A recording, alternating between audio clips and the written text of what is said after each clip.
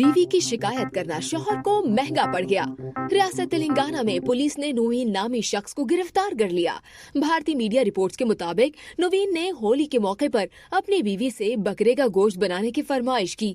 बीवी ने इनकार किया तो पुलिस के इमरजेंसी नंबर पर कॉल करके शिकायत दर्ज करवाने की कोशिश की। पुलिस ने इब्तिदा में इस शिकायत को मजाक समझकर नजरअंदाज किया, लेकिन जब नवीन ने मुसलसल कॉल्स की तो पुलिस अफसर ने अपने आला अफसरान को इत्तला दी, जिन्होंने इसके खिलाफ कार्रवाई करने का फैसला किया।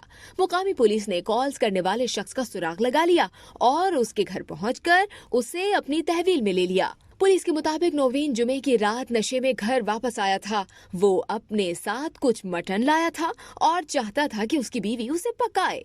ताहम बीवी उसकी बुरी आदतों से नाराज थी, इसलिए शौहर के हुक्म पर अमल करने से इनकार कर दिया, जिस पर शौहर ने तैश में आकर पुलिस को कॉल कर दी। भारतीय मीडिया के मुताबिक पुलिस अफसर ने बताया कि उस शख्स के खिलाफ इंडियन पैनल कोड के दफा 290 और 510 करने के तहत मुकदमा दर्ज कर लिया गया है।